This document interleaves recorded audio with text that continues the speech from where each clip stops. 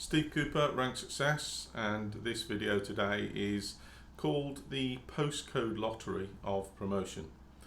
And it's really aligned to the fact that there are a number of different processes in place at the moment for police promotions in different forces around the country, and I've alluded to that in previous videos, that there are different processes in place at different times in different forces for different ranks, and the next year it all gets mixed up again or changed again, or elements of it are rearranged. So cops will often say, it's moving the goalposts, I've got to get used to that again.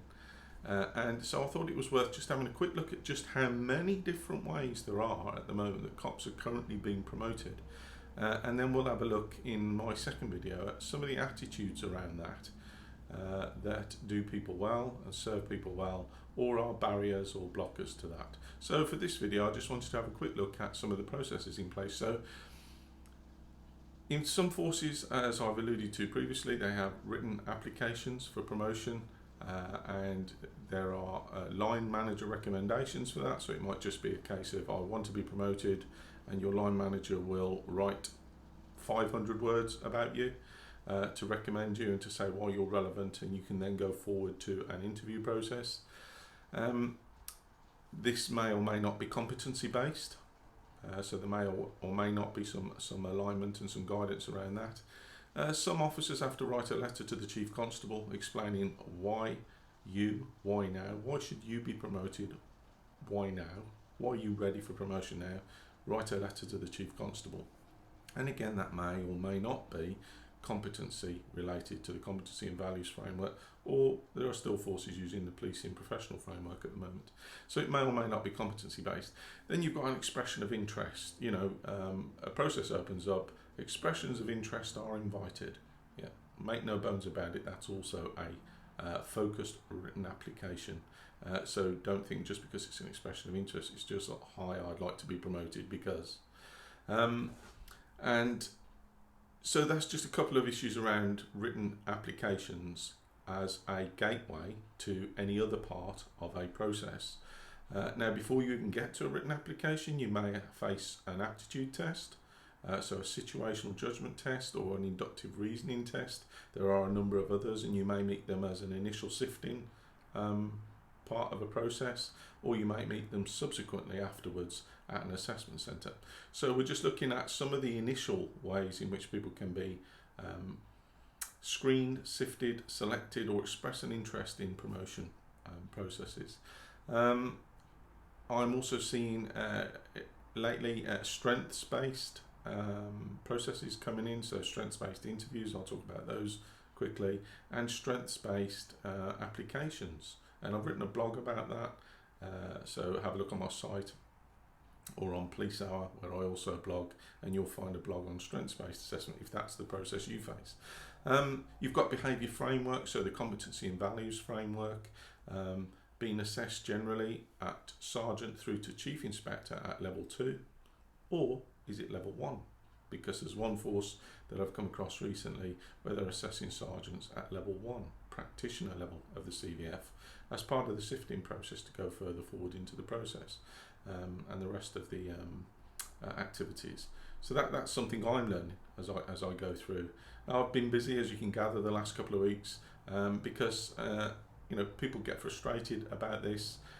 They want some certainty, and there's always a dose of uncertainty with promotion processes. So you may need to be quite resilient and mentally strong to go for these processes.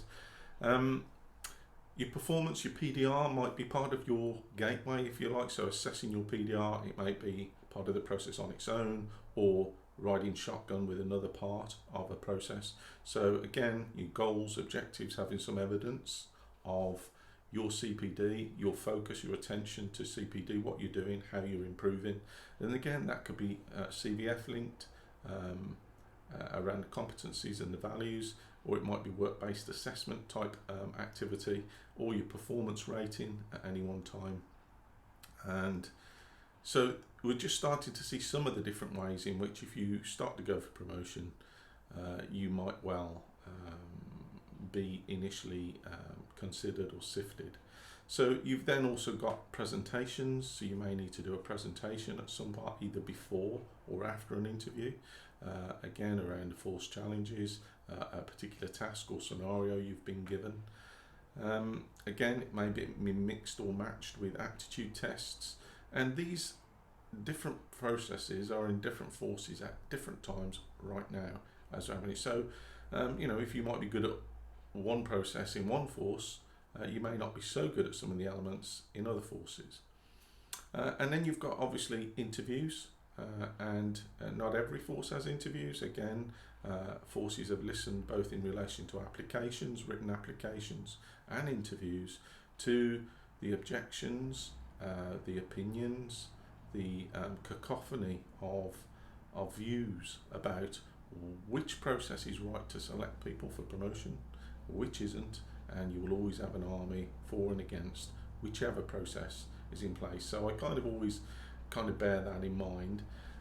So interviews, values-based interviews, strengths-based interviews, competency-based interviews, using forward-facing, rear-facing questions, and again, a significant part of a process. And you've got a combination of some forces using a straightforward written application to get through to a straightforward interview, if there's such a thing as a straightforward interview.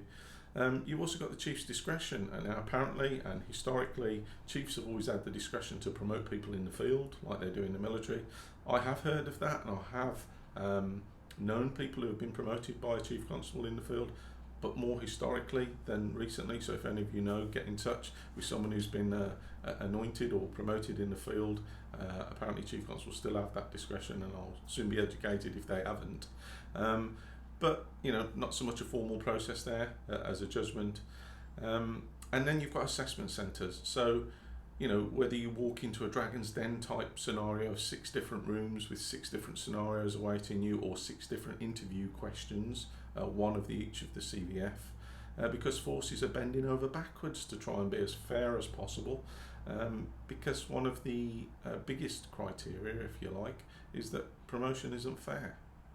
And I've alluded to that in previous videos, and my view is, I would say, promotion isn't fair. Forces do everything they can to make it as fair as possible, but those who are prepared to do the intelligence gathering, the research and the practice and the rehearsal around aptitude tests, which are not natural for people to be good at straight away, if you make that commitment to yourself to get better, to improve, to get match fit for a process, then you're going to be in a better position than someone who hasn't done that. Is that fair?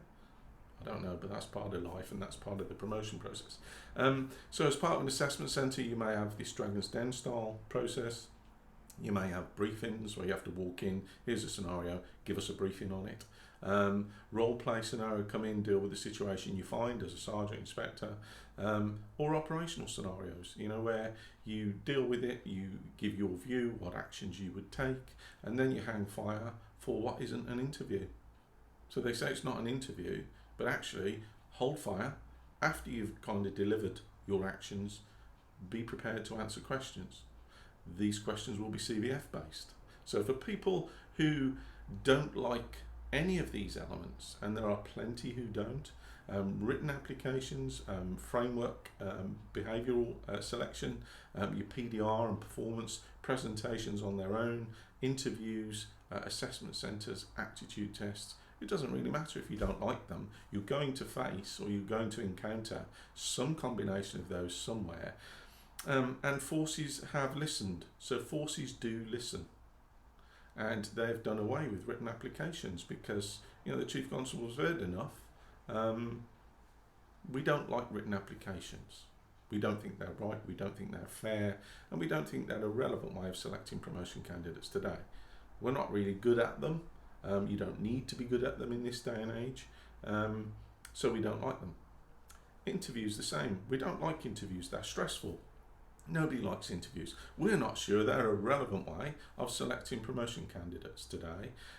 We don't know what is. Well, we like a bit of the military, we like a bit of that, we'd like a bit of the other. The reality, of course, is that you only have a certain amount of control over that. Chief Constables have listened, and they've done away with some elements. But here's the message in all of that. Be very, very careful what you wish for. because what comes in to replace it, the aptitude test, the combination of those, operational scenarios, Dragon's Den type rooms, they all create uncertainty. People are still anxious and still have a degree of anxiety and uncertainty around them, and I know because I get the phone calls on them all the time. So is that any different to having to do an application? Is it any different to having to do an interview? How less stressful is it walking into a scenario or a room of 3 different operational scenarios or tests? Have a think about that. So again, this video is literally just to kind of visit the sheer variety of promotion tests and activities are in place. I'm going to be writing a blog about it very shortly. There's just a quick snapshot of some of what I've been talking about. Now, the second part of this interview, the promotion postcode lottery, will be about the attitude that you bring to these tests, to these processes, to these selection activities, because that's one thing that you can control. You can control your attitude. You can bring the attitude to whichever process you face. So thank you very much for listening. It's a bit of a whistle-stop tour. It's just one topic, postcode lottery. I hope you're in a force where they run a great process that you can align yourself to and you agree with, and you're successful. But in the meantime, if you like this video and you'd like to see more of them, as I share some of my food for thought around this, subscribe to YouTube, to this channel, or you can follow me on social media, Facebook Rank Success, or Twitter @rank_success, and I look forward to seeing you in the next video. Thank you.